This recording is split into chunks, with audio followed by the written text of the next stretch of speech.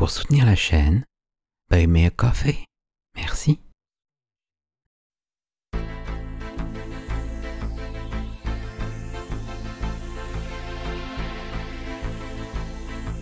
La cité d'or et de plomb.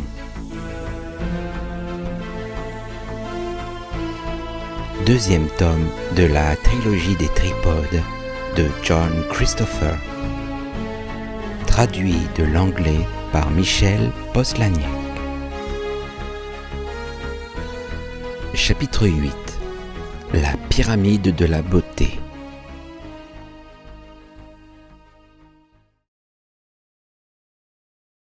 Alors que je venais d'abandonner tout espoir d'obtenir un renseignement utile de la bouche du maître, il a résolu lui-même mon problème.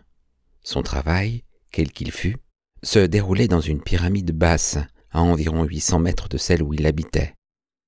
Je devais l'y conduire en voiture et rester dans la salle commune avec les autres esclaves, jusqu'à ce qu'il soit prêt à rentrer, ce qui demandait 2 séquences, un peu plus de 5 heures humaines.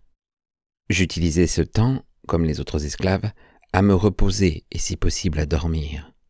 À vivre dans cette cité, on comprenait vite qu'il était d'une importance considérable de ménager ses forces. Dans cette salle commune se trouvaient des lits. Ils étaient durs et en nombre insuffisant, mais ce luxe, qui était loin d'être général, me satisfaisait. Cette fois-là, j'avais eu assez de chance pour obtenir un lit, et j'étais en train de glisser dans le sommeil quand on m'a secoué le bras. J'ai vaguement demandé pourquoi et on m'a dit que mon numéro apparaissait sur la boîte signal, ce qui indiquait qu'on me réclamait. Ma première pensée fut que c'était un tour pour me faire quitter le lit que cet autre esclave voulait sans doute, et je le lui ai dit. Mais il a juré que c'était vrai, et j'ai fini par me redresser pour regarder.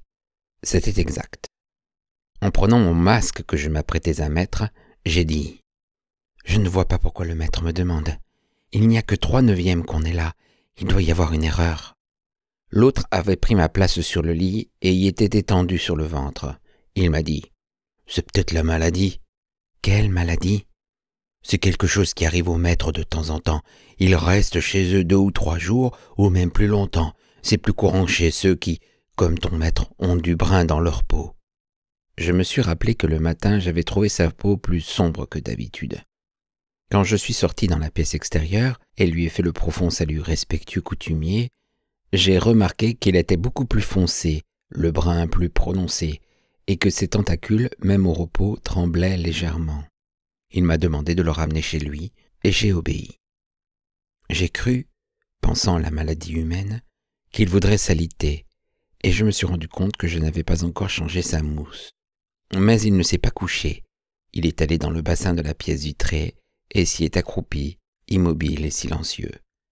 Je lui ai demandé s'il désirait quelque chose, mais il n'a pas répondu. Je suis donc allé dans sa chambre pour faire mon travail. Je venais de terminer et remettais la vieille mousse dans le placard où elle serait détruite, quand la cloche a sonné. Il était encore dans le bassin. Il m'a dit « Garçon, apporte-moi une bulle de gaz. » J'ai fait ce qu'il me demandait et l'ai regardé le mettre entre sa bouche et son nez, puis l'a pressé avec un tentacule. Le brouillard brun rougeâtre s'est échappé presque comme un liquide avant de s'élever. Mon maître a respiré profondément. Il a continué à prendre des inspirations jusqu'à ce que la bulle soit vide. Il l'a jetée pour que je la ramasse et m'en a demandé une autre. C'était inhabituel. Il l'a utilisée, puis m'en a demandé une 3e. Il s'est mis à parler peu de temps après. Je ne comprenais pas grand-chose au début. J'ai deviné qu'il parlait de la maladie. Il mentionnait la malédiction des Scluzzi, qui semblait être le nom de sa famille ou de sa race, et peut-être était-ce le nom que les maîtres se donnaient. Il était beaucoup question de méchanceté. Je ne savais pas s'il voulait parler de la sienne ou de celle des maîtres en général, mais bien qu'il la déplorât, je ne pouvais pas m'empêcher de sentir qu'il le faisait sans remords excessifs. La maladie était un châtiment contre la méchanceté, elle devait donc être supportée avec stoïcisme. Il chassa la 3e bulle de gaz vide avec son tentacule central et me dit d'aller lui en chercher une 4e, et vite. Les bulles de gaz étaient dans la pièce où on gardait la nourriture. Je suis allé en chercher une, et quand je suis revenu, il était sorti du bassin. Il m'a dit d'une voix plus tourmentée que d'habitude « Je t'avais dit de faire vite, garçon. » 2 de ses tentacules m'ont saisi et soulevé en l'air aussi facilement que j'aurais tenu un chaton. Ils ne m'avaient pas touché depuis notre première rencontre au lieu du choix, et j'étais plus choqué qu'autre chose. Mais le choc fut rapidement remplacé par la douleur. Le 3e tentacule a fouetté l'air pour s'abattre sur mon dos. C'était comme être frappé par une grosse corde. Je me suis débattu contre les tentacules qui me tenaient, mais ça n'a rien changé. La flagellation a recommencé. On aurait cru que c'était un baliveau qui me frappait plutôt qu'une corde. J'ai eu l'impression que mes côtes allaient se briser, et peut-être même ma colonne vertébrale. Fritz avait dit qu'il criait parce qu'il avait compris que son maître voulait qu'il crie. J'ai supposé que je devais faire de même, mais je n'ai pas pu. J'ai serré les dents sur un pli de peau et j'ai senti le sang chaud et salé dans ma bouche. Les coups pleuvaient. J'avais cessé de les compter. Il y en avait trop. Puis j'ai entendu un rugissement et plus rien.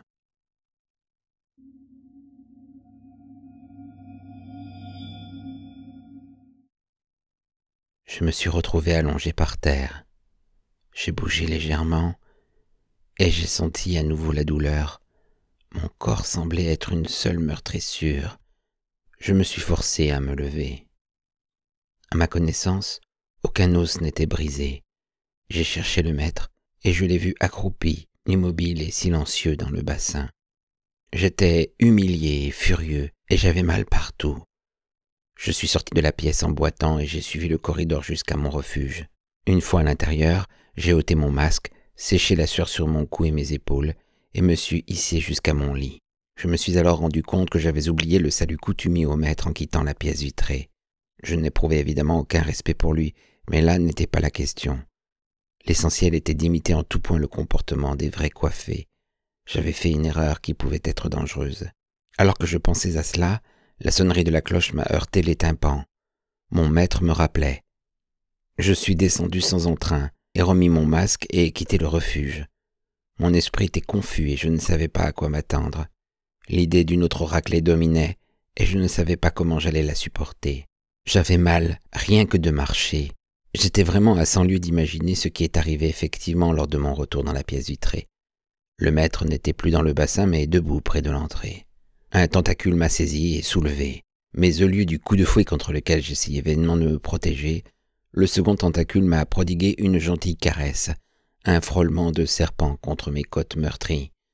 J'étais le chaton cajolé après avoir été châtié. Le maître m'a dit « Tu es un garçon étrange. » Je n'ai rien répondu. Il me tenait maladroitement, la tête légèrement plus basse que le corps. Il a poursuivi. « Tu n'as pas fait autant de bruit que les autres. Il y a une différence en toi. Je l'ai vu dès le premier jour quand je t'ai choisi. » Ces paroles m'ont pétrifié. Je n'avais pas pris conscience, bien que je l'eusse dû, je suppose, que la réaction naturelle des coiffés battus était de hurler comme des enfants. Fritz l'avait senti et s'y était conformé, mais moi, j'avais bêtement résisté par orgueil, et j'avais oublié de faire le salut révérencieux ensuite.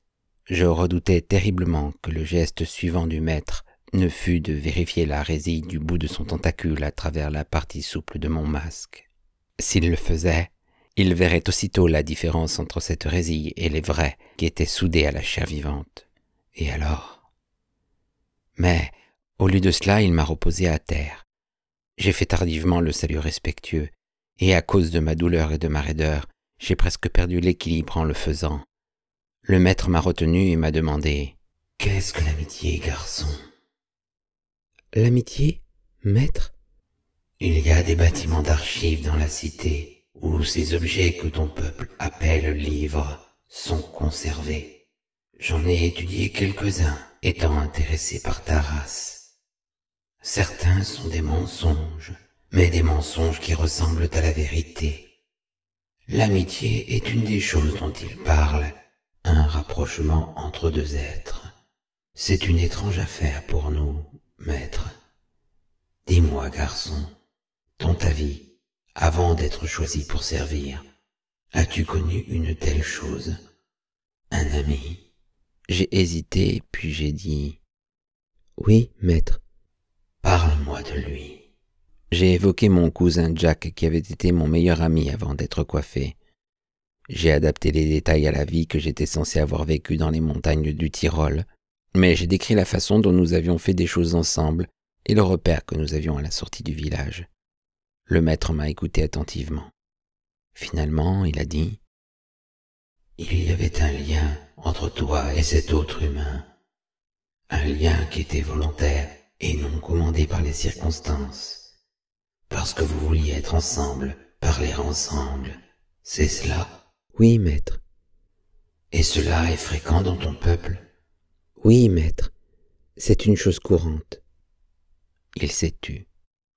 Son silence a duré longtemps, et à la fin, je me demandais s'il m'avait oublié, comme il lui arrivait quelquefois de le faire, et si je devais prendre congé, en veillant à ne pas oublier le salut. Mais alors que j'y réfléchissais, le maître a repris la parole. « Un chien, c'est un petit animal qui vit avec les hommes ? » « Certains, maître. D'autres sont sauvages. » « Il était dit dans un livre que j'ai lu, son seul ami était son chien. Est-ce possible ou bien est-ce un mensonge ? » « C'est possible, maître. »« Oui, dit-il. C'est ce que je pensais. » Ses tentacules décrivirent un petit mouvement en l'air que j'avais fini par identifier comme l'expression de la satisfaction. Puis l'un d'eux s'est enroulé autour de ma taille, mais sans brutalité. « Garçon, a dit le maître, tu seras mon ami. » J'étais trop étonné pour penser, mais bientôt, j'ai compris que je m'étais trompé. Je n'étais pas du tout un chaton aux yeux du maître. J'étais son petit chien.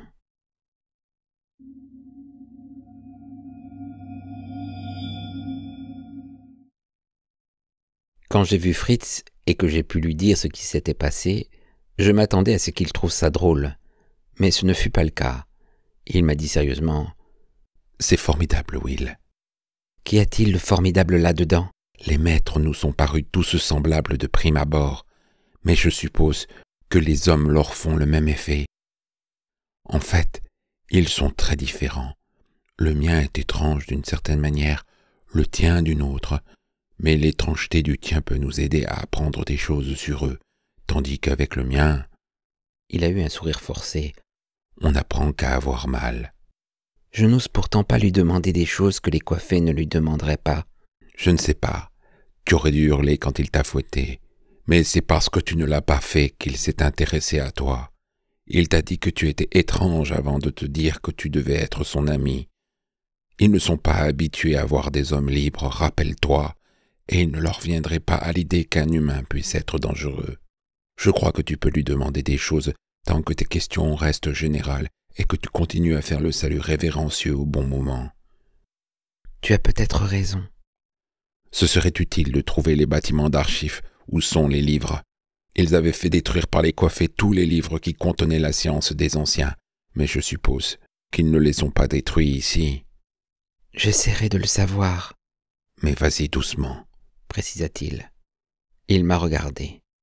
Ta tâche n'est pas facile. Il pensait sûrement qu'il aurait pu la mener à bien, beaucoup mieux que moi, et j'avais tendance à être d'accord avec lui.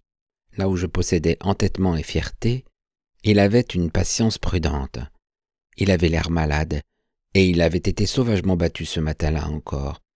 Le fouet que son maître utilisait laissait des marques qui s'effaçaient en 48 heures, mais ses cicatrices étaient récentes. Il avait été battu comme moi 1 ou 2 fois avec un tentacule et disait que, bien que la douleur persistât davantage, la flagellation elle-même n'était pas aussi dure qu'avec ce genre de fouet. La pensée de ce que ça devait être me faisait horreur. Fritz a continué à me parler de ses dernières découvertes. La plus utile était celle d'un lieu où il y avait des murs avec des gravures d'étoiles, et les maîtres pouvaient faire bouger ces images. Dans la même pyramide, il y avait un globe, presque aussi haut que lui, tournant sur un axe, et toute sa surface était une carte. Il n'avait pas voulu paraître trop curieux, mais il y avait une partie qu'il avait identifiée comme étant les lieux que nous connaissions. Elle montrait la mer étroite que Henry et moi avions traversée, les montagnes blanches loin au sud, et le fleuve que l'Alkenic avait descendu. Et sur la carte, à ce point qu'il a approximativement estimé être notre emplacement actuel, il y avait un bouton doré qui ne pouvait être que la cité. Autant qu'il a pu en juger, il y avait 2 autres boutons dorés sur le globe, tous les deux bien au sud du précédent et très éloignés, l'un au bout d'un grand continent à l'est, l'autre sur un isthme entre deux continents à l'ouest. Ils devaient aussi représenter des cités de maîtres, ce qui signifiait qu'il y en avait 3 en tout qui gouvernaient le monde. Un maître était alors entré dans la pièce, et Fritz avait été obligé de s'en aller, mais il avait décidé d'y retourner et de mieux repérer les positions. Je n'avais toujours rien qui semblât mériter d'être relaté, à part que j'étais le petit chien de mon maître. Il m'avait dit que ma tâche n'était pas facile. Dans un sens, je le voyais, il avait raison. Mais d'un autre point de vue, la sienne était incomparablement plus difficile, et il était le seul de nous deux qui semblait avancer.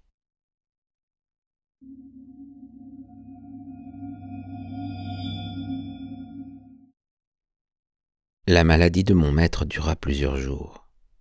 Il n'allait plus à son travail et passait beaucoup de temps accroupi dans le bassin de la pièce vitrée. Il respirait souvent des bulles de gaz, mais il ne me battait plus. De temps en temps, il sortait du bassin et me prenait pour me câliner et me parler. Je ne comprenais pas tout, comme à propos de son travail, mais un jour, alors que la pénombre verte diminuait dehors tandis que le soleil déclinait à l'ouest derrière le dôme, il s'est mis à me parler de la conquête de la Terre par les maîtres. Ils étaient venus dans un grand vaisseau qui pouvait se déplacer dans l'espace entre les univers et dans celui encore plus vaste entre les étoiles qui réchauffaient les planètes tournant autour d'elles. Ce vaisseau avait été projeté à une vitesse inimaginable, presque aussi grande, m'a-t-il dit, que celle de la lumière d'un rayon de soleil, mais même ainsi, le voyage avait duré de nombreuses années. Les maîtres, je m'en rendais compte désormais, vivaient immensément plus longtemps que nous, car le mien, et je pense tous les maîtres de la cité, avaient fait ce voyage et vivaient ici depuis.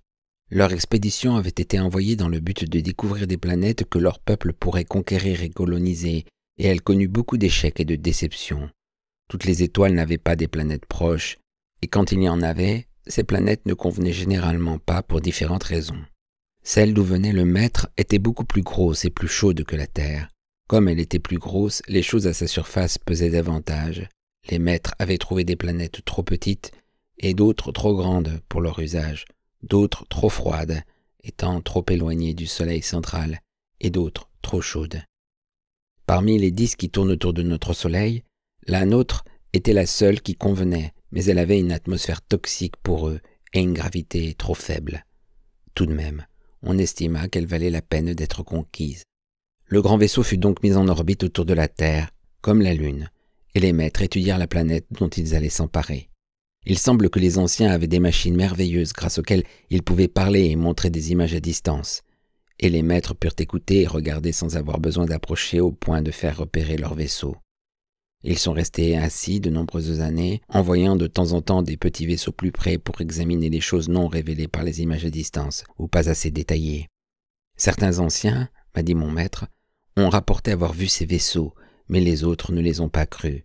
Ceci n'aurait pas pu se produire chez les maîtres, mais les hommes possédaient cette capacité étrange appelée mensonge, grâce auquel ils racontaient ce qui n'était pas arrivé, et par conséquent, ils ne se faisaient pas confiance. Les maîtres s'aperçurent qu'ils avaient en l'homme un ennemi comme les images à distance, les grandes cités à l'apogée de leur gloire et de leur puissance, et d'autres choses aussi.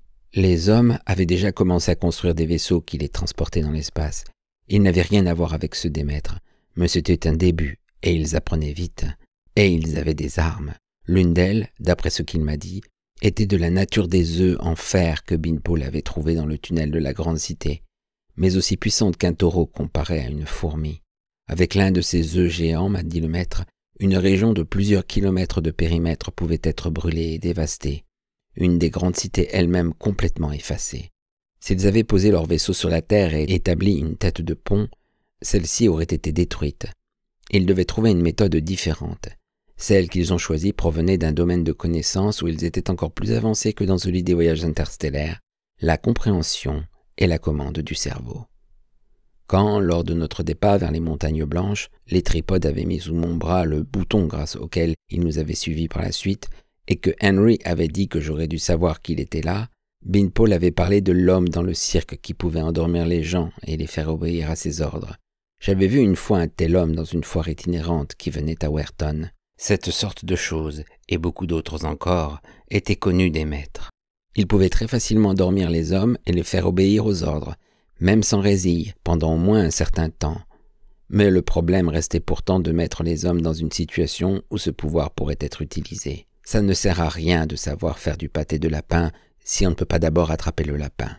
Et ils ont attrapé leur lapin avec la propre merveille des anciens, les images à distance. Ces images étaient envoyées sur des rayons invisibles dans l'espace et retransmises dans des millions et des millions de foyers du monde entier. Les maîtres trouvèrent le moyen de supprimer ces rayons à leur source et d'envoyer à leur place les images qu'ils voulaient. En même temps, d'autres rayons rendirent les cerveaux des hommes réceptifs. Quand ces derniers regardaient les images, elles leur disaient de dormir, et une fois qu'ils étaient endormis, elles leur donnaient des ordres.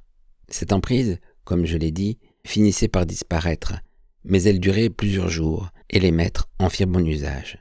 100 petits vaisseaux atterrirent, des hommes s'attroupèrent comme on leur avait dit de le faire, et les résilles furent mises sur leur tête, par les maîtres d'abord, mais ensuite par les hommes déjà coiffés. C'était un procédé qui faisait boule de neige. Tout ce qu'il fallait, c'était des résilles, et il y en avait suffisamment. Ils avaient bien calculé leur coût. Quand ceux qui n'avaient pas vu les images prirent conscience de ce qui se passait, il était presque trop tard pour faire quelque chose. Ils étaient seuls, isolés, tandis que les autres travaillaient sous les ordres des maîtres, unis dans un même dessein. Et le temps que l'effet des ordres donnés par les images à distance disparaisse, suffisamment d'hommes avaient été coiffés pour que les maîtres soient assurés de ne rencontrer que des oppositions sporadiques et inefficientes. Un des premiers actes des coiffés fut de s'emparer des armes puissantes des anciens. Il fut donc possible pour le vaisseau de descendre sur Terre et d'installer la première base d'occupation. Ce n'était pas vraiment terminé, m'a dit mon maître. La résistance a continué. Il y avait des grands navires sur la mer et d'autres qui se déplaçaient dessous, et certains étaient restés libres un certain temps, avec des armes qui pouvaient frapper à une distance équivalente à la moitié du monde. Les maîtres durent leur faire la chasse, les détruire, mais l'un des sous-marins résistait plus d'1 an et réussit au bout du compte à localiser la base principale et à envoyer l'un des œufs géants qui n'a manqué sa cible que de très peu.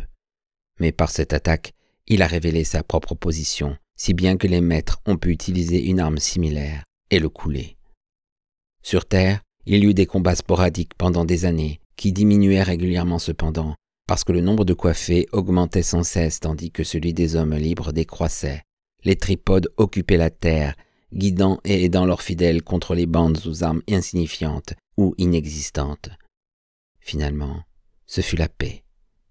J'ai dit « Maintenant tous les hommes sont donc heureux avec leurs maîtres pour les diriger et les aider, sans plus de guerre ni de méchanceté. » C'était un commentaire attendu, et j'ai essayé d'y mettre autant d'enthousiasme que possible. Le maître m'a dit « Pas tout à fait. L'an dernier, un tripode a été attaqué, et les maîtres tués à l'intérieur par l'air toxique qui y a pénétré. » J'ai dit, choqué. « Qui a pu faire cela ?» Un de ses tentacules l'a arrosé de l'eau du bassin. Il a dit « Avant que tu sois coiffé, garçon, aimais-tu les maîtres comme à présent ?»« Bien sûr, maître. » J'ai hésité. « Peut-être pas autant. La résille m'y aide. » Il a fait un geste d'un tentacule que j'ai reconnu comme un signe d'acquiescement. Il a dit « Les résilles sont posées quand le crâne a presque fini sa croissance. Il y a des maîtres qui pensent maintenant que ça devrait être fait plus tôt, parce que certains hommes, 1 an ou 2 avant d'être coiffés, se révoltent contre les maîtres. On le savait, mais on ne s'en inquiétait pas, parce que la résille les rend bons ensuite. Mais ce sont des garçons comme cela qui ont trouvé des vieilles armes qui pouvaient encore servir, et les ont utilisées de telle manière que 4 des maîtres ont été tués. » Notant le fait que 4 était sans doute le nombre requis pour l'équipage d'un tripode, j'ai simulé un grand frisson d'horreur et dit avec passion « C'est évident qu'il faut coiffer les garçons plus tôt. »« Oui, » a dit le maître, « je crois que ça va arriver. Cela signifie que les coiffés mourront plus tôt et qu'ils auront des maux de tête parce que les résilles les serreront davantage. Mais il n'est pas prudent de prendre des risques, même légers. » J'ai dit « Les maîtres ne doivent pas être menacés. » D'autre part, il y en a qui pensent que ça ne fait rien, car nous sommes enfin en passe de voir le plan s'achever. Quand ce sera effectif, il n'y aura plus du tout besoin de résille. J'ai attendu, mais il est resté silencieux. Très audacieux, j'ai dit « Le plan, maître ?» Il n'a pas répondu, et je n'ai pas osé insister davantage. Au bout de 30 secondes environ, il a dit « J'ai une appréhension quelquefois, quand j'y réfléchis. C'est sans doute la maladie, la malédiction des Scluzzi. Qu'est-ce que la bonté, garçon, et la méchanceté ? » La bonté réside dans l'obéissance au maître. Oui. Il s'est enfoncé davantage dans l'eau fumante du bassin et s'est enroulé dans ses tentacules. Je ne connaissais pas le sens de ce geste. D'une certaine façon, garçon, tu as de la chance de porter la résille. Je dis avec ferveur. Je sais que j'ai beaucoup de chance, maître. Oui. Un tentacule s'est déroulé et m'a fait signe. Approche-toi, garçon. Je suis allé au bord du bassin. Le tentacule visqueux m'a caressé et j'ai fait de mon mieux pour masquer la répulsion que j'ai éprouvée. Il a dit « Je suis content de cette amitié, garçon. C'est un réconfort, surtout avec la maladie. Dans ce livre dont je t'ai parlé, l'homme se procurait des choses que son chien aimait et les lui donnait. Y a-t-il quelque chose que tu souhaiterais ?» J'ai hésité un moment et j'ai dit « J'aime voir les merveilles de la cité, maître. Je serais heureux d'en voir davantage. » C'est chose possible. Le tentacule s'est retiré après une dernière caresse et mon maître est sorti du bassin. Maintenant, je désire manger. Prépare ma table.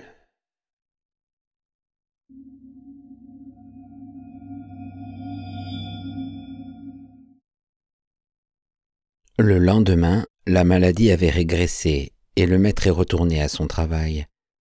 Il m'a donné un objet à porter à mon poignet et m'a expliqué que cela ferait un bruit de ruche quand il me demanderait, où que je sois dans la cité. Il faudrait alors que je revienne le trouver, mais sinon, je pouvais aller où je voulais. Il n'était pas nécessaire, par exemple, que je reste dans la salle commune de son lieu de travail.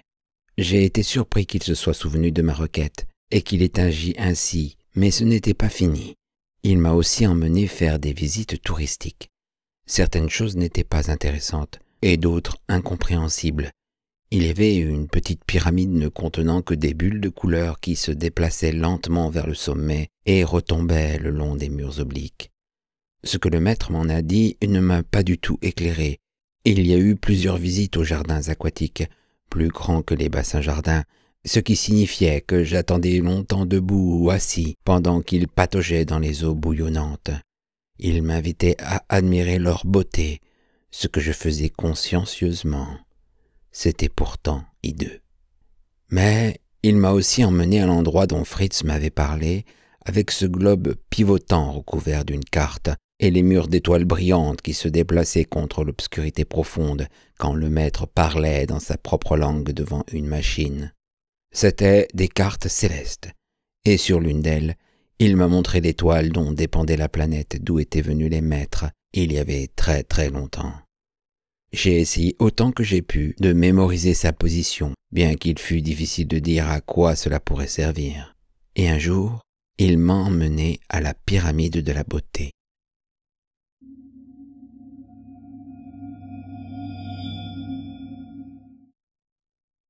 Une chose qui m'avait intrigué dès mon arrivée dans la cité était qu'il n'y avait que des garçons comme esclaves. Héloïse, la fille du comte de la Tour Rouge, avait été élue reine du tournoi et ensuite elle était partie heureuse, m'avait-elle dit, servir les tripodes dans leur cité. J'avais cru que je pourrais la revoir ici et c'était quelque chose que je désirais et ne désirais pas en même temps. Cela aurait été terrible de la voir usée comme tous les autres esclaves, sa beauté anéantie par la pesanteur et la chaleur moite de cet endroit. Mais je n'avais pas vu de fille, et Fritz, quand je lui ai posé la question, m'a dit qu'il n'en avait pas vu non plus. Mais cet après-midi-là, alors que je me traînais derrière mon maître, la sueur s'accumulant sous mon menton, je les ai vus. Ce dont nous approchions n'était pas une pyramide, mais plusieurs qui se rejoignaient à leur base, une demi-douzaine de pyramides plus petites serrées autour d'une pyramide centrale. C'était loin, de 9e en voiture, c'est-à-dire plus d'une demi-heure, du secteur où habitait mon maître. J'ai vu plusieurs maîtres qui s'y promenaient, certains accompagnés par leurs esclaves.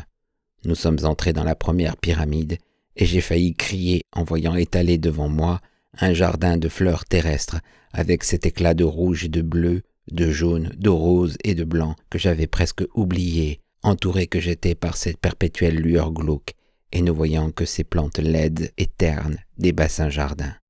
J'ai compris que je ne pouvais pas les toucher. Elles étaient protégées de l'atmosphère de la cité par ce matériau semblable à du verre. Mais il me fallut plus longtemps pour comprendre autre chose, que malgré l'apparence de la vie, il n'y avait que la mort. Je l'ai d'abord vue quand j'ai remarqué, sous le velours écarlate d'une rose, la perle dorée d'une abeille. Elle ne bougeait pas, et en regardant mieux, j'ai vu d'autres abeilles, des papillons, toutes sortes de jolis insectes, mais tous immobiles. Et les fleurs elles-mêmes étaient raides et sans vie. C'était une exposition, un étalage, grâce auquel les maîtres pouvaient voir la vie réelle du monde qu'ils avaient conquis. Il y avait même de la lumière blanche et non pas verte qui faisait briller les couleurs avec une intensité éblouissante. Plus loin, il y avait la clairière d'une forêt avec des écureuils sur les branches, des oiseaux suspendus on ne sait comment dans l'espace, un ruisseau frémissant, et sur sa rive une loutre avec un poisson entre les mâchoires, mais tous gelés, morts. Rien de commun avec le monde que j'avais connu une fois le choc de cette fausse apparence passée, parce que celui que j'avais connu était vivant et animé. Il y avait des douzaines de tableaux différents, dont certains qui ne m'étaient pas familiers. L'un montrait un marais sombre et humide, pas très différent d'un bassin jardin des maîtres, avec une paire de créatures étranges y flottant, ressemblant bizarrement à des troncs d'arbres, à part leurs mâchoires ouvertes où brillaient des dents blanches inquiétantes. Certains tableaux étaient en cours de transformation que les maîtres effectuaient avec, sur le visage, un masque un peu similaire à celui qu'ils faisaient porter à leurs esclaves. Mon maître m'a dit qu'on les renouvelait régulièrement, mais cela signifiait seulement changer une scène morte contre une autre. Le maître avait cependant un objectif précis, et nous avons continué jusqu'à la pyramide centrale. Là, une rampe montait en spirale étroite, avec des accès aux différents étages. J'ai peiné à la suite de mon maître. J'étais, comme toujours, fatigué au bout d'un quart d'heure de marche, et la rampe était très raide. Nous ne sommes pas sortis au premier niveau. Au second, il m'a fait passer par une ouverture triangulaire et m'a dit « Regarde, garçon ». J'ai regardé, et la sueur salée de mon visage s'est mêlée au flux plus salé des larmes. Pas seulement des larmes de tristesse, mais de colère. De la colère comme jamais je n'en avais éprouvé, je crois. Le curé de Werton avait une pièce qu'il appelait son bureau, et dedans, il avait un meuble de bois ciré aux nombreux petits tiroirs.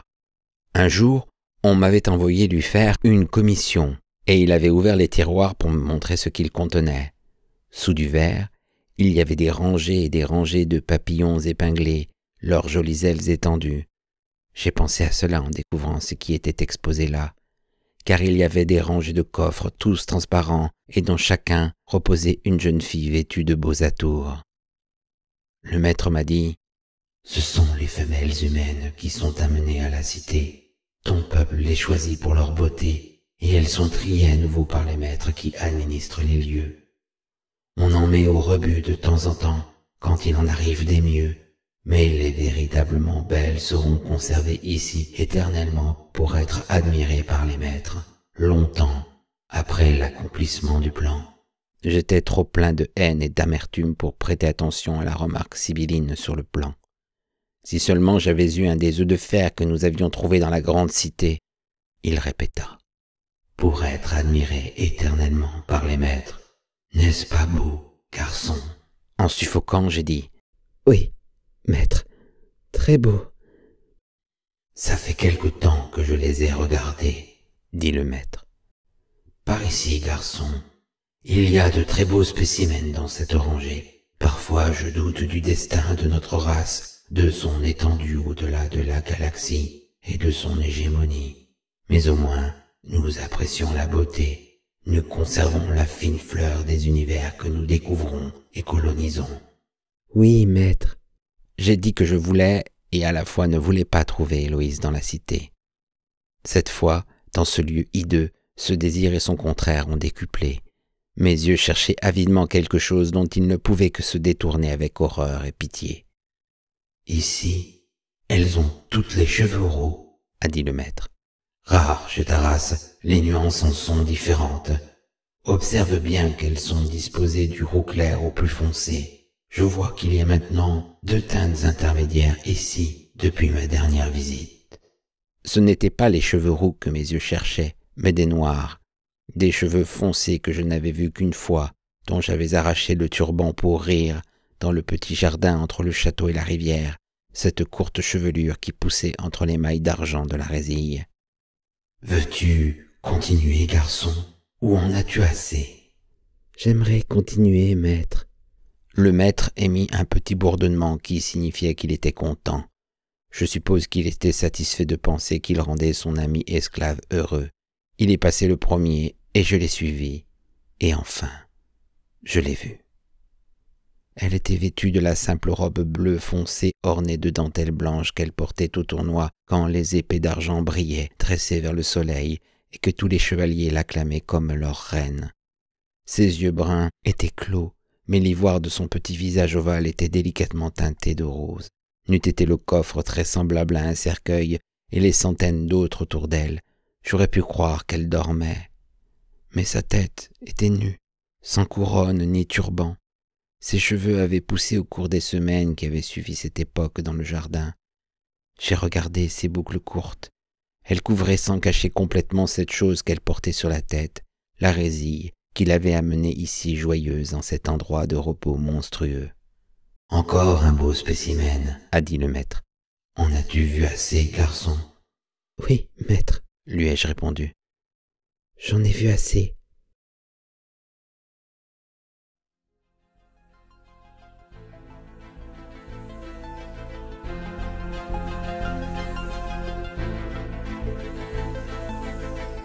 C'était La Cité d'or et de plomb, 2e tome de la trilogie des Tripodes de John Christopher. Chapitre 8. La pyramide de la beauté.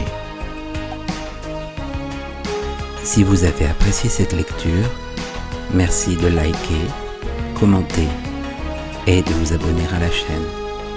À bientôt.